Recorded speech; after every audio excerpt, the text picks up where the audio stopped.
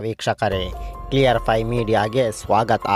ನೀವಿನ್ನೂ ನಮ್ಮ ಚಾನಲನ್ನು ಸಬ್ಸ್ಕ್ರೈಬ್ ಮಾಡಲಿಲ್ಲ ಅಂದರೆ ಈ ಕೂಡಲೇ ಸಬ್ಸ್ಕ್ರೈಬ್ ಮಾಡಿ ಹಾಗೂ ಬೆಲ್ ಬಟನ್ ಜೊತೆ ಆಲ್ ಮೇಲೆ ಕ್ಲಿಕ್ ಮಾಡಿ. ವೀಕ್ಷಕರೇ, ನಾವಿವತ್ತು ತುಳುನಾಡಿನಲ್ಲಿ ಪ್ರಸಿದ್ಧವಾದಂತಹ ಕಂಬಳದ ಬಗ್ಗೆ, ಅದರ ಇತಿಹಾಸದ ಬಗ್ಗೆ ತಿಳಿಯೋಣ. ವೀಕ್ಷಕರೇ, ತುಳುನಾಡಿನ ಜನಪದ ಆಚರಣೆಗಳಲ್ಲಿ ಕಂಬಳ ವಿಶಿಷ್ಟವಾದದ್ದು. ಸಾಮಾನ್ಯವಾಗಿ ಗದ್ದೆಗಳ ಸಾಲಿನಲ್ಲಿ ಕೊನೆಯದಾದ ಅಂದರೆ ಕೆಳಗಿನ ಗದ್ದೆಗೆ ತುಳುವಿನಲ್ಲಿ ಕಂಬಳ ಅಂತಾರೆ. ಕೊನೆಯಲ್ಲಿರುವ ಗದ್ದೆ ಆದ ಕಾರಣ ಇದರಲ್ಲಿ ಸಾಮಾನ್ಯವಾಗಿ ಕೆಸರು ಜಾಸ್ತಿ. ಆದ್ದರಿಂದ ತುಳುವಿನಲ್ಲಿ ಕಂಡದ ಕಂಡ ಕಂಬಳ ಅಂತಾರೆ. ತುಳುವಿನಲ್ಲಿ ಕಂಬಳವನ್ನು ಕಂಡ ಎಂದು ಕರೀತಾರೆ. ತುಳುನಾಡಿನಲ್ಲಿ 4 ವಿಧದ ಕಂಬಳಗಳು ಪ್ರಚಲಿತದಲ್ಲಿದೆ. ಅವುಗಳೆಂದರೆ 1. ಆಧುನಿಕ ಕಂಬಳ. ಆಧುನಿಕ ಕಂಬಳ ಕೋಣಗಳ ಸ್ಪರ್ಧೆಗಾಗಿಯೇ ಮೀಸಲಾದ ಕಂಬಳ. ಇದರಲ್ಲಿ ಇತರ ಕಂಬಳಗಳಂತೆ ಯಾವುದೇ ಆರಾಧನೆ ಮತ್ತು ಆಚರಣೆ ಇರೋದಿಲ್ಲ. ಆಧುನಿಕ ಕಂಬಳಗಳು ಇಂಥದ್ದೇ ದಿನ ನಡೆಯಬೇಕು ಇತ್ಯಾದಿಯಾದ ಕಾಲದ ನಿರ್ಬಂಧ ಇರೋದಿಲ್ಲ. ಈ ಕಂಬಳಗಳು ನಿಜವಾದ ಗದ್ದೆಯಲ್ಲಿ ಇರುವುದಿಲ್ಲ. ಬದಲಾಗಿ ಇದು ಕೋಣಗಳ ಓಟದ ಸ್ಪರ್ಧೆಗಾಗಿಯೇ ಕೃತಕವಾಗಿ ತಯಾರಿಸಿದ ಕಾಲದಲ್ಲಿ ನಡೆಯುತ್ತದೆ. ಮನೋರಂಜನೆ ಇದರ ಮುಖ್ಯ ಉದ್ದೇಶವಾಗಿರುತ್ತದೆ. 70ರ ದಶಕದ ನಂತರ ಇದು ಪ್ರಸಿದ್ಧಿಗೆ ಬಂದವುಗಳಾಗಿವೆ. ಈ ಸ್ಪರ್ಧೆಯಲ್ಲಿ ಗೆದ್ದ ಕೋಣಗಳಿಗೆ ಬಂಗಾರದ ಪದಕ ಪ್ರಶಸ್ತಿಗಳನ್ನು ನೀಡಲಾಗುತ್ತದೆ. ಇನ್ನು 2ನೆಯದು ಪೂಕರೆ ಕಂಬಳ. ಇದು ಸುಮಾರು 30 ಅಡಿ ಎತ್ತರದ ಅಡಿಕೆಯ ಮರಕ್ಕೆ ರಂಧ್ರಗಳನ್ನು ಕೊರೆದು ಸಲಿಕೆಗಳನ್ನು ಸಿಕ್ಕಿಸಿ 12 ತ್ರಿಕೋಣಾಕಾರದ ನೆಲೆಗಳನ್ನು ಮಾಡಿ ಕಲರವನ್ನು ಇಟ್ಟು ಹಳದಿ ಹೂಗಳಿಂದ, ಕೇಪುಲ ಹೂ ಹಾಗೂ ಪಾದೆಯ ಹೂಗಳ ಮಾಲೆಯಿಂದ ಅಲಂಕರಿಸಿದ ಕಂಬವನ್ನು ಪೂಕರೆ ಕಂಬ ಅಂತಾರೆ.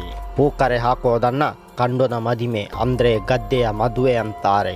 ಇಲ್ಲಿ ಗದ್ದೆಯನ್ನು ಮದುಮಗಳು ಮತ್ತು ಪೂಕರೆ ಕಂಬವನ್ನು ಮದುಮಗ ಅಂತ ಹೇಳ್ತಾರೆ. ಪೂಕರೆಯ ಕೆಳಗಿನ ಅಂತಸ್ತನ್ನು ತೊಟ್ಟಿಲಗೇಣಿ ಎಂದು ಕರೀತಾರೆ.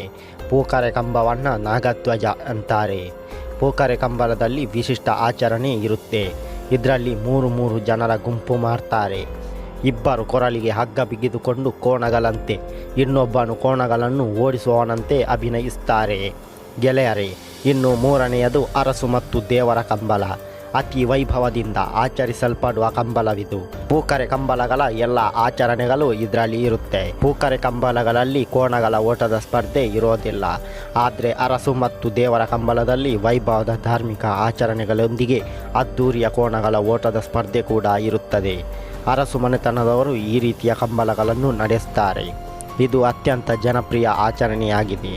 ಮುಲ್ಕಿ, ಕದ್ರಿ, ವಂಡಾರು, ಅರಿಬೈಲು ಮೊದಲಾದವು ಅರಸು ಮತ್ತು ದೇವರ ಕಂಬಳಗಳಾಗಿವೆ. ಅರಸು ಮತ್ತು ದೇವರ ಕಂಬಳಗಳಲ್ಲಿ ಅರಸು ಅಥವಾ ದೇವರ ಮೂರ್ತಿಯನ್ನಿಟ್ಟು ಮೆರವಣಿಗೆಯ ಮೂಲಕ ಗದ್ದೆಯ ಬಳಿಗೆ ತರ್ತಾರೆ. ಕಂಬಳ ಗದ್ದೆಯ ಬದಿಯಲ್ಲಿ ಮೂರ್ತಿಯನ್ನಿಟ್ಟು ಪೂಜೆ ಮಾಡ್ತಾರೆ. ಇನ್ನು 4ನೆಯದ್ದು ಬಾರೆ ಕಂಬಳ ಅಂದರೆ ಬಾಳೆ ಕಂಬಳ. ಈ ಬಾರೆ ಕಂಬಳದಲ್ಲಿ ಗದ್ದೆಯ ನಡುವೆ ಒಂದು ಬಾಳೆ ಗಿಡವನ್ನು ನೆಡ್ತಾರೆ. ಇನ್ನು ಇದರಲ್ಲಿ ಅರಸು ಕಂಬಳದಂತೆ ವೈಭವದ ಆಚರಣೆ ಇರೋದಿಲ್ಲ. ಇದು ಬಹಳ ಸರಳವಾದ ಆಚರಣೆ ಇದಾಗಿದೆ. ಒಂದು ನಿಶ್ಚಿತ ದಿನದಂದು ಮುಗೇರ ಅಥವಾ ನಲಿಕೆಯವರು ಎಂಬ ಪಂಗಡದವರು ಬಂದು ಗದ್ದೆಯಲ್ಲಿ ಹೊಂಡ ತೋಡಿ ಹೊಂಡಕ್ಕೆ ಹಾಲು ಹಾಕಿ ಬಾಳೆಗಿಡ ನೆಡ್ತಾರೆ. ಒಂದು ನಿಶ್ಚಿತ ಸಮಯದ ನಂತರ ಬಾಳೆಗಿಡವನ್ನು ತೆಗೆಯುತ್ತಾರೆ. ಹಿಂದೆ ಬಾಳೆ ಕಂಬಳವು ಕೂಡ ದೈವ ನೈಮದೊಂದಿಗೆ ವೈಭವದಿಂದ ನಡೆಯುತ್ತಿತ್ತು. ಆದರೆ ಈಗ ಹಿಂದಿನ ಪದ್ಧತಿಯಂತೆ ಬಾಳೆಗಿಡ ಹಾಕ್ತಾರೆ ಅಷ್ಟೇ. ಇನ್ನು ಕಂಬಳದ ಇತಿಹಾಸವನ್ನು ನೋಡುವುದಾದರೆ ಇದೊಂದು ಜನಪದ ಆಚರಣೆಯಾಗಿದೆ. ಉಡುಪಿ ಜಿಲ್ಲೆಯ ಕೆಂಜೂರಿನ ಸಮೀಪದ ಕರ್ಜೆ ಎಂಬಲ್ಲಿ ದೊರಕಿದ ಆಲೂಪ ರಾಣಿ ಬಲ್ಲ ಮಹಾದೇವಿಗೆ ಸಂಬಂಧಿಸಿದ ಶಾಸನದಲ್ಲಿ ಕಂಬಳದ ಉಲ್ಲೇಖವಿದೆ. ಇದರ ಕಾಲ ಕ್ರಿಸ್ತಶಕ 1200 ಅಂದರೆ 1281ನೇ ಇಸವಿ. ಆ ಕಾಲದಲ್ಲಿಯೇ ಕಂಬಳದ ಆಚರಣೆ ಇತ್ತು ಎಂಬುದಕ್ಕೆ ಒಂದು ನಿದರ್ಶನ. ಕ್ರಿಸ್ತಶಕ 1424ರ ಬಾರಕೂರು ಶಾಸನದಲ್ಲಿ ಹೊತ್ತಾಗಿ ಮಾಡಿದ ಕಂಬಳ ಗದ್ದೆ ಎಂದಿದೆ. ಕ್ರಿಸ್ತಶಕ 1676ರ ಸುಬ್ರಹ್ಮಣ್ಯದ ಕಲ್ಲುಮಾನೆಯ ಶಂಕರಾದೇವಿ ಬಲ್ಲಾಲ್ತಿಯ ಹೆಸರಿನಲ್ಲಿರುವ ಶಾಸನದಲ್ಲಿ ನನ್ನ ಗದ್ದೆಯಲ್ಲಿ ಕಂಬಳ ನಡೆಸಬಹುದು ಎಂಬುದಾಗಿ ಉಲ್ಲೇಖವಿದೆ.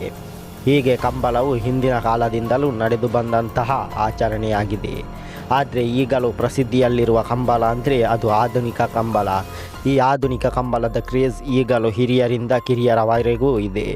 ಏನೇ ಆಗಲಿ, ಹಿರಿಯರು ಮಾಡಿದಂತಹ ಆಚರಣೆಯನ್ನು ಉತ್ಸಾಹದಿಂದ ಮುಂದುವರೆಸಿಕೊಂಡು ಹೋಗುವುದು ನಮ್ಮೆಲ್ಲರ ಕರ್ತವ್ಯ ಅಂತ ಹೇಳ್ತಾ ನನ್ನ ಇವತ್ತಿನ ಮಾಹಿತಿಯನ್ನು ಮುಗಿಸ್ತಿದ್ದೇನೆ. ಜೈ ಹಿಂದ್.